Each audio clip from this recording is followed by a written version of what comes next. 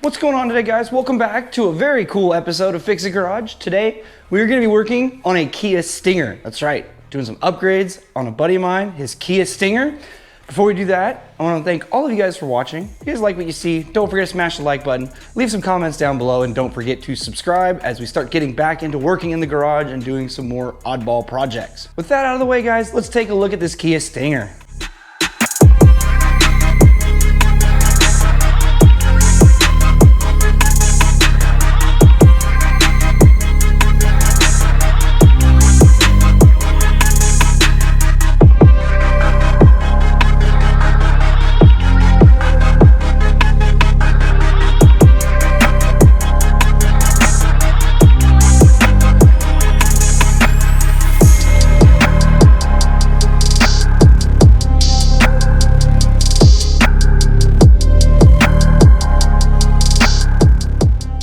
Alrighty guys, so on the list of things that we are going to be doing today, we are going to be replacing the front and rear brake pads with a different compound brake pad to help with the brake wear on this car. Being a very heavy car, we need a little bit different brake pad, which will help this thing perform. We're going to be installing a catch can. I think every car should probably have a catch can, especially a turbo car. So we're going to be installing one of those. We are also replacing the spark plugs with a slightly colder temperature spark plug. We're installing something that's going to help the vehicle run a little better and perform a little bit better. That should be a pretty interesting little install. So nothing too crazy. Up first, we're gonna go ahead and get this thing in the air, pull the wheels off, and we're gonna knock out these brake pads, and then we're gonna move on to everything we have to do under the hood.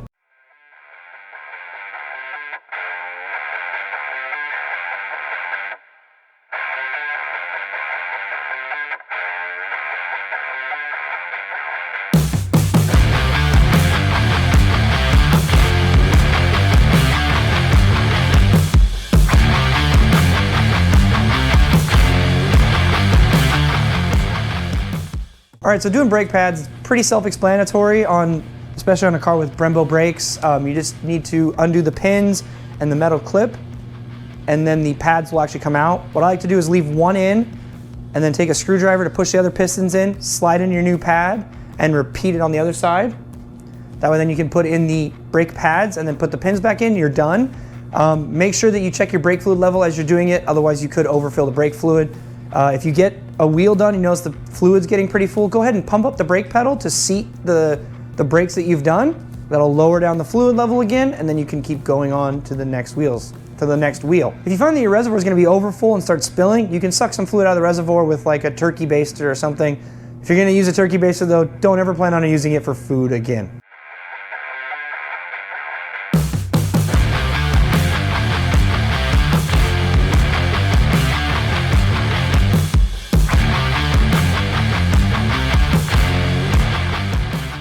Okay, so moving on under the hood, the first thing we gotta do is take off that beautiful little engine cover to reveal the engine. I'm gonna be working on the driver's side spark plugs to start with while Bob goes ahead and gets our catch can installed. Catch can's pretty straightforward. You're gonna remove the hose that goes into the intake manifold for the PCV system, and you're gonna put it in line. This is going to help prevent oil from getting back into the intake, and it should help prevent some carbon buildup on those intake valves. Being a direct injection motor, carbon buildup is pretty common on those intake valves. So we're gonna go ahead and get this catch can popped in to help prevent that from being an issue. Now, over on my side of the car, we are working on installing the new spark plugs. We're gonna pull out the old NGK plugs, and then we're gonna be installing some new HKS plugs. The thing we have to do with the new plugs is we're gonna have to set the gap to about 20 thousandths. That way we have a nice tight gap for the electrode, so the spark plug will make a nice good spark and give a nice good ignition to the fuel and promote a nice clean fuel burn.